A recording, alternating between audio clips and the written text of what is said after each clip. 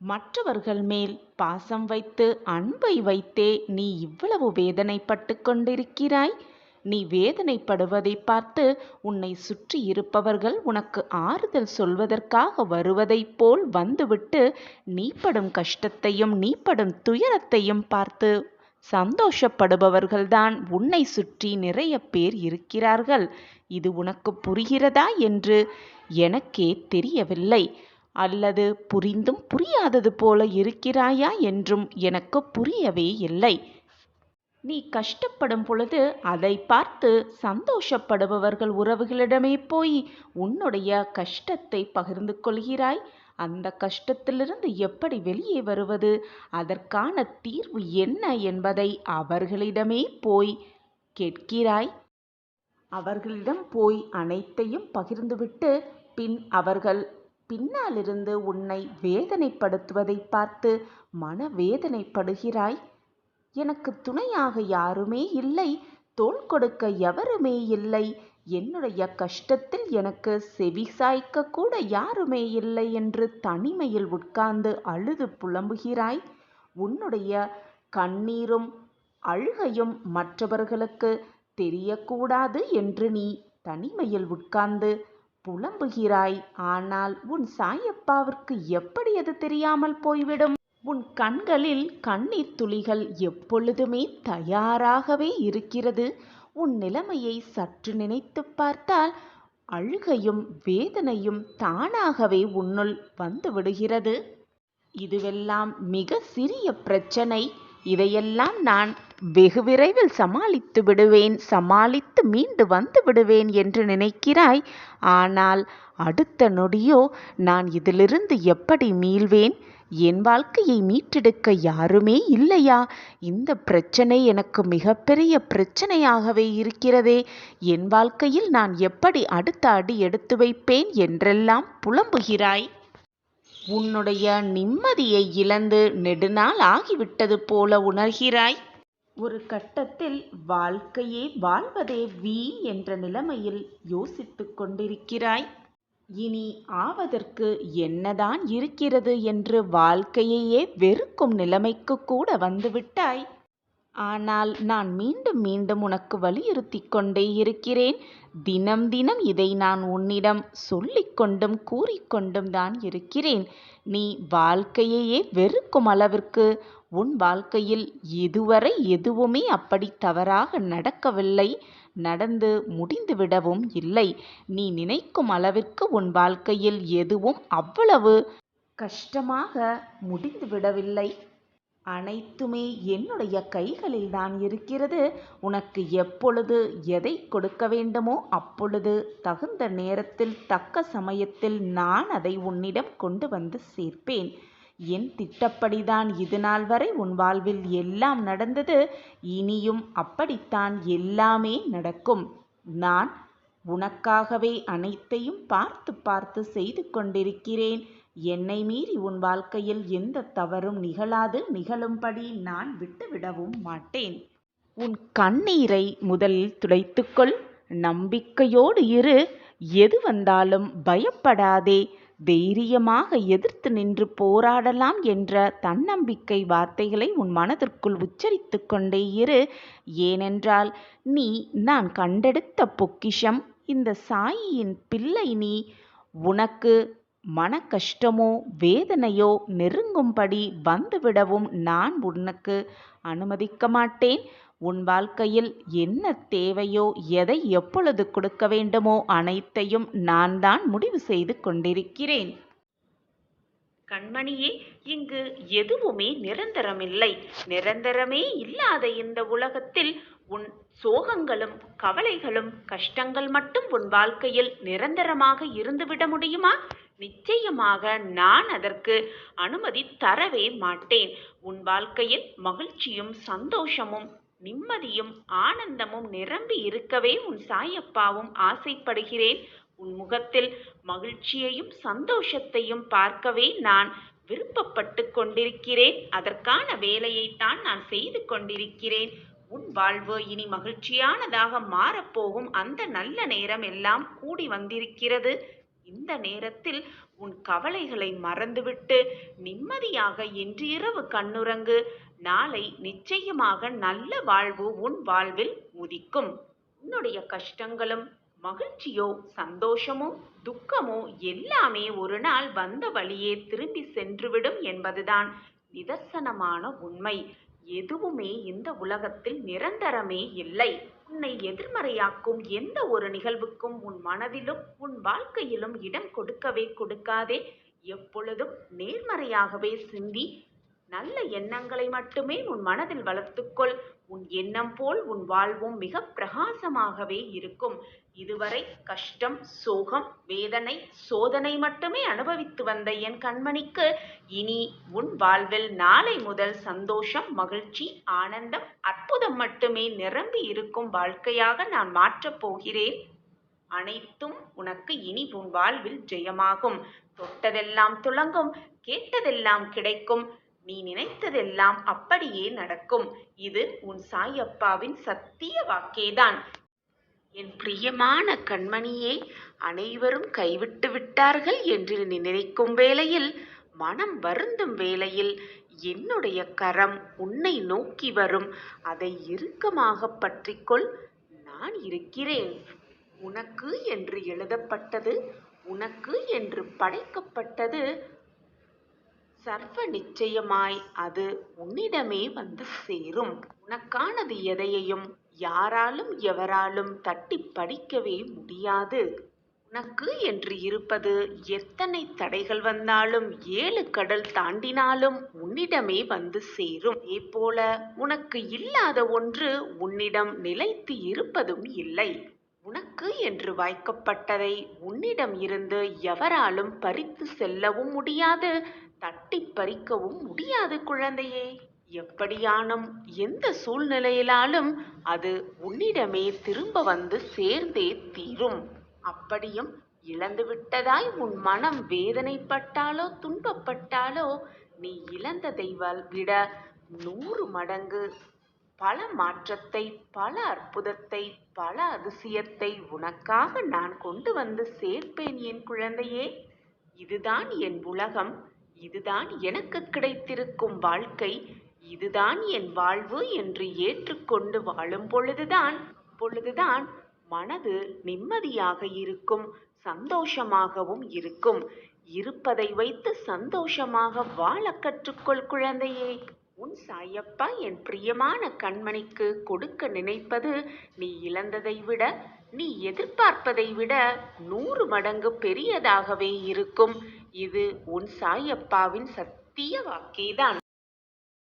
இப்பொழுது இந்த நிமிடம் உன் மனநிலை எப்படி இருக்கிறது என்று எனக்கு நன்றாகவே தெரியும். தினம் தினம் ஒரு பிரச்சனை முடிந்தால் மற்றொரு பிரச்சனை ஆரம்பம். சொல்லவே முடியாத துயரம், கேட்கவே முடியாத வருத்தங்கள். எதிர்ப்படும் சிறிய சிறிய பிரச்சனைகளை நீயே தன்னம்பிக்கையோடு வென்றும் வருகிறாய். ஆனால் உனக்கு இருக்கும் அந்த தலையாய பிரச்சனையை எப்படி மீள்வது, எப்படி வெளிவருவது என்று தெரியாமல் குழம்பிக் கொண்டு நிர்கதியாய் நின்று கொண்டிருப்பது போல உன் மனநிலையில் இருக்கிறாய் என்பது நீ என்னிடம் சொல்லிதான் எனக்கு புரிய வேண்டும் என்றில்லை. நீ சொல்லாமலேயே எனக்கு எல்லாமே புரியும். என்னை காப்பாற்ற யாருமே இல்லை, தாங்கி பிடிக்க எவருமே இல்லை. சோதனை என்றால் தோள் சாய்த்து கொள்ள எவருமே இல்லை. ஆறுதல் சொல்லி மனதை ஆறுதல் படுத்துவதற்கும் யாருமே இல்லை. சரியான ஆலோசனையை கூறி சரியான பாதையில் அழைத்து போவதற்கும் ஆளே இல்லை. நானும் என்னால் முடிந்த அளவு அனைத்தையும் செய்து பார்த்துவிட்டேன், போராடியும் பார்த்துவிட்டேன். ஆனால் அனைத்திலுமே ஒரு முட்டுக்கட்டை இருக்கத்தான் செய்கிறது. என்னை சுற்றி 1000 பேர் இருந்தாலும், என்னை சுற்றி எத்தனை உறவுகள் இருந்தாலும், யாருமே இல்லாமல் ஒரு தீவில் இருக்கிறது போல தனிமையாக உணர்ந்து கொண்டிருக்கிறேன். யாராவது வந்து என்னிடம் பேசினால் கூட என் வாயால் மட்டும், என் உதடு மட்டும்தான் அவர்களுக்கு பதில் சொல்கிறதே தவிர என்னுடைய மனம் என்னிடமே இல்லை. என்னுடைய மனம் எப்பொழுதும் எதையோ சிந்தனை செய்து கொண்டு, எதையோ யோசித்து கொண்டு எங்கேயோ சென்று கொண்டிருக்கிறது, எங்கேயெல்லாமோ சுற்றி கொண்டு இருக்கிறது. சரியாக சொல்ல வேண்டுமென்றால், வழியே இல்லாத காட்டில் திக்கு திசை தெரியாமல், வந்த வழி போகும் வழி எதுவுமே தெரியாமல் நிர்கதியாக நிற்பது போலத்தான் என் வாழ்க்கையில் இப்பொழுது நான் இருக்கிறேன். இந்த சூழ்நிலையில்தான் நான் இப்பொழுது இருந்து கொண்டிருக்கிறேன். நான் என்ன செய்ய வேண்டும், ஏது செய்ய வேண்டும் என்று எனக்கு எதுவுமே புரியவில்லை. நடக்குமா நடக்காதா, கிடைக்குமா கிடைக்காதா, வருமா வராதா என்ற ஏக்கம் பல கோணங்களில் என் மனதில் ஒளிந்து கொண்டே இருக்கிறது, ஓடிக்கொண்டே இருக்கிறது. நான் என்ன செய்ய வேண்டும் சாயிநாதரே என்று என்னிடம் நீ கேட்கிறாயல்லவா? இந்த மனநிலையில் நீ இப்பொழுது இருந்து கொண்டிருந்தால், தன்னம்பிக்கையோடு மனதை ஒரு நிலையாக வைத்துக்கொண்டு இதை முழுவதுமாக கேள். இதன் முடிவில் உனக்கு ஒரு தெளிவு பிறக்கும். உனக்கு நல்ல நேரம் துவங்கி இருக்கிறது என்பதால்தான் இந்த பதிவு. உன் சாயப்பாவின் அசரீரி வாக்கு உன் காதில் கேட்டுக்கொண்டிருக்கிறது, உன் கண்ணில் பட்டிருக்கிறது. அப்படியென்றால் உனக்கு நல்ல நேரம் துவங்கிவிட்டது என்றுதான் அர்த்தம். இதை நம்பிக்கையோடு முழுவதுமாக கேள். உன் வாழ்வில் மிகப்பெரிய ஏற்றம் நிச்சயமாக வரும். பிரகாசமாகவே உன்னை வந்து சேரும். உன்னுடைய சிறப்பான பிரகாசமான வாழ்க்கைக்கு ஒரு நல்ல வழியை நான் பிறக்க செய்வேன். அதற்கு உனக்கு ஒளியாகவே நான் இருப்பேன். சற்று உன் வாழ்க்கையை ஒருமுறை திரும்பிப்பார். இதே போல் திக்கு திசை தெரியாமல் பாலைவனத்தில் நிற்பது போல நின்று கொண்டிருக்கும் பொழுது, சாயிநாதரே எனக்கு வழிகாட்ட மாட்டீர்களா என்று நீ என்னிடம் சாயி என்று ஒரு முறை கூப்பிட்ட அடுத்த கணமே நான் உன் கண் முன் தோன்றினேன். உனக்கான சிறந்த வழியை காட்டி இப்பொழுது இந்த இடத்திற்கு உன்னை கொண்டு வந்து நிறுத்தியிருக்கிறேன். இப்பொழுதுமே நடு காட்டில் தத்தளித்து கொண்டிருப்பது போல தவித்து கொண்டு வேதனையோடு என்னை கூப்பிடுகிறாய்.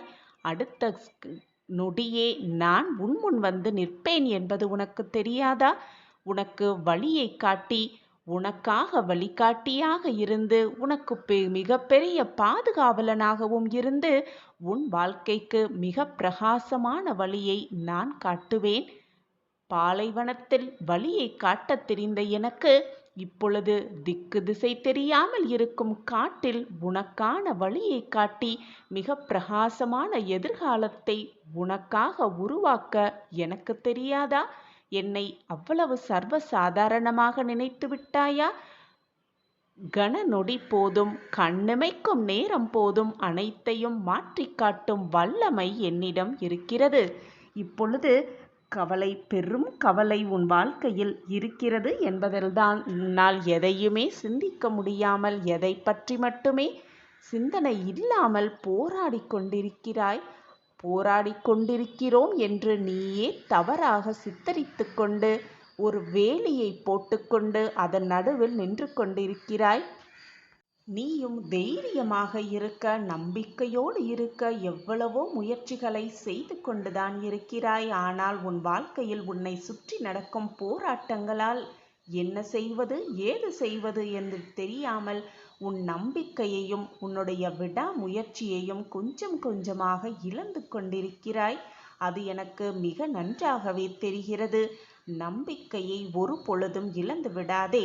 நான் உனக்கு தாயாக, தகப்பனாக, அனைத்துமாக இருந்து உன்னை வழிநடத்தும் போது தேவையில்லாமல் இந்த மனக்குழப்பம் உன் மனதிற்கு வேண்டவே வேண்டாம்.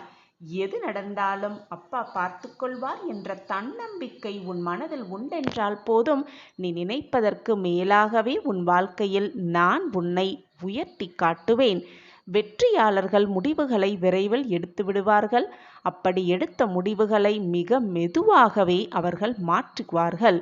தோல்வியுறுபவர்களோ முடிவுகளை மிக மிக மெதுவாக எடுப்பார்கள். அப்படி எடுத்த முடிவுகளை மாற்ற விரைவாகவும் மாற்றுகிறார்கள். உனக்கான முடிவு எது என்பதை பொறுமையாக, நிதானமாக, நம்பிக்கையோடு எடு. நீ எடுத்த முடிவிலிருந்து எப்பொழுதும் பின்வாங்க நினைக்காதே. முடிவை எடுத்துவிட்டு ஒரு அடி எடுத்து வைத்துவிட்டால் மறந்தும் கூட பின்னோக்கி உன் அடியை எடுத்து வைக்காதே. உனக்கு துணையாக நான் எப்பொழுதுமே உன் அருகிலேயே இருந்து உன்னை வழிகாட்டிக் கொண்டிருக்கிறேன். நீ வெற்றியின் விளிம்பில் நின்று கொண்டிருக்கிறாய். தவறிக்கூட உன் காலை பின்னோக்கி எடுத்து வைக்காதே. விதைகள் கீழ்நோக்கி எறியப்பட்டால்தான் விருட்சங்கள் மேல் நோக்கி வளரும். விழும்போது விதையென விழுந்து பார், எழும்போது விருட்சமாய் உன்னை எழ வைப்பேன் உன் சாயிநாதா. எண்ணத்தோடு முயற்சி எவ்வளவு இருக்கிறதோ அதை பொறுத்துதான் உன்னுடைய லட்சியத்திற்கான சக்தி அபரீதமாக இருக்கும். அபரீதமாகவே உன்னை வந்து சேரும். எண்ணம் போல்தான் வாழ்வு என்று உனக்கு தெரியாதா? எண்ணத்தை எப்படி சிந்தனை செய்ய வேண்டும், செயல்படுத்த வேண்டும், கொண்டு செல்ல வேண்டும் என்று சிந்தனை செய்து அதன்படி செயல்படு. உன் எண்ணம் போல் உன் வாழ்வு வெற்றிகரமானதாகவே அமையும். வெற்றியானதாகவே உனக்கு வந்து சேரும். லட்சியத்தை நோக்கி செல்லும் பொழுது பல தவறுகள் நடக்கத்தான் செய்யும். தவறுகளையெல்லாம் குறைத்து கொண்டு நீ உன் லட்சியத்தை அடைய முயற்சித்து கொண்டே இருந்தால் பல அனுபவங்கள் உனக்கு கிடைத்து அந்த லட்சியத்தை நீ அடைந்து விடலாம். அழகாக அதை ருசிக்கலாம். அந்த லட்சிய பயணத்தில் இடையில் தடங்கல்களோ தடைகளோ வருகிறதே என்று மட்டும் நினைத்துவிட்டு உன்னுடைய பயணத்தை நிறுத்திவிடாதே. நன்றாக புரிந்து கொள். பயணத்தை மட்டும் நிறுத்திவிடாதே. இடையில் தவறு வந்தாலோ தடைகள் வந்தாலோ தடங்கல்கள் வந்தாலோ எது வந்தாலும் நிறுத்திவிடாமல் உன்னுடைய பயணத்தை நீ மேற்கொண்டே இரு. சென்று கொண்டே இரு. ஓடிக்கொண்டே இரு. போராடிக்கொண்டே இரு.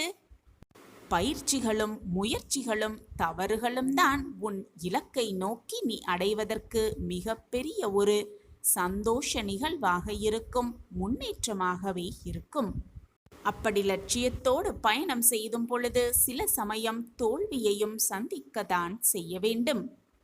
தோல்வி வந்துவிட்டதே என்று துவண்டு விடாதே. தொடர்ந்து முன்னேறிக் கொண்டே இரு.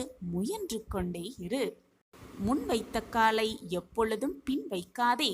நீ வேலையாக இருக்கும் பொழுதோ அல்லது அமைதியாக உட்காரும் பொழுதோ அல்லது உறக்கம் கொண்டிருக்கும் பொழுதோ ஏதோ ஒரு யோசனைகள் உன் மனதில் உழன்று கொண்டுதான் இருக்கும்.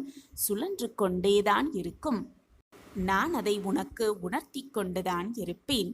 சோதனை, வேதனை, யுக்தி, சிந்தனை, முயற்சி, நம்பிக்கை இவை அனைத்தையும் கடந்து வந்தால்தான் வெற்றியை அடைய முடியும் என்பதை நான் உனக்கு உணர்த்துவதற்காகவே பல குறிக்கோள்களையும் பல குறிகளையும் நான் உணர்த்தி கொண்டிருப்பேன். உனக்கு அறிவுறுத்தி கொண்டும் இருப்பேன். கூடிய விரைவில் உனக்கான லட்சியத்தை நீ அடைந்து விடுவாய் என் பிள்ளையே.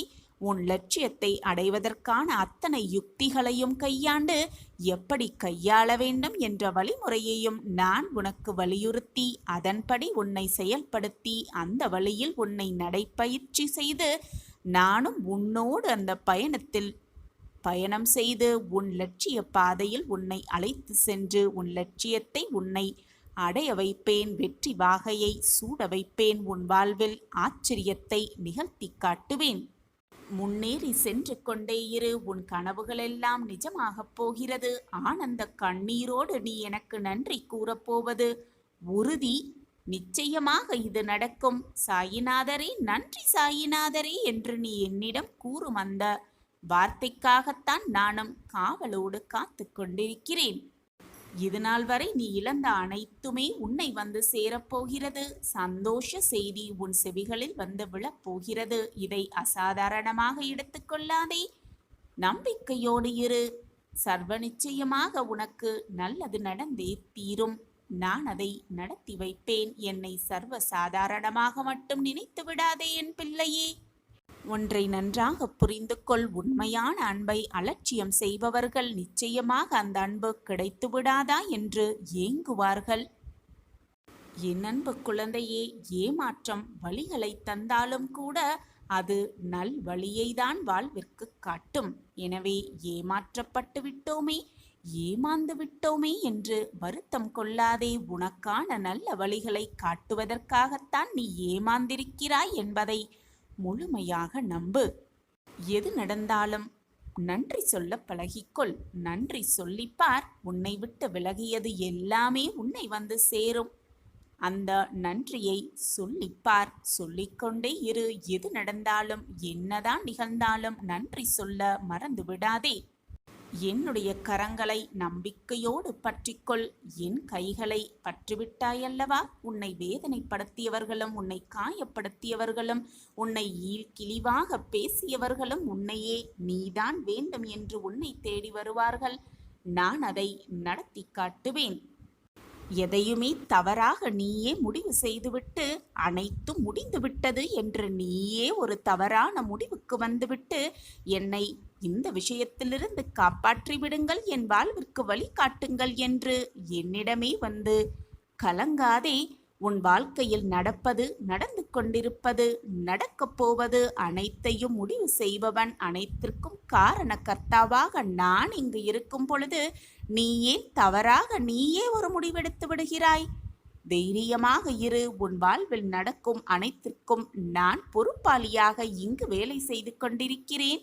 நீ நம்பிக்கையோடு இரு, பொறுமையாக இரு. எது வந்தாலும் சகித்து கொண்டு வாழ பழகிக்கொள். உன் வாழ்க்கைக்கு தேவையான அனைத்தையும் நான் பார்த்து பார்த்து செய்கிறேன். சாயப்பா இருக்க உனக்கு ஏன் மனக்கவலை? அனைத்தையும் நான் பார்த்து கொள்கிறேன். அனைத்திலிருந்து உன்னை நான் விடுதலை செய்கிறேன். எதற்கும் கலங்காமல் தைரியமாக இரு என் பிள்ளையே. நீ என்னுடைய பொக்கிஷம். நான் தேடி கண்டுபிடித்த பொக்கிஷம். உன்னை நிர்கதியாக நான் விட்டுவிடுவேனா என்ன? என் மீது முழுமையாக நம்பிக்கை வைத்திருக்கிறாய் அல்லவா? அப்படியென்றால் இந்த கேள்வி உன் மனதில் எழ வேண்டிய அவசியமே இல்லை.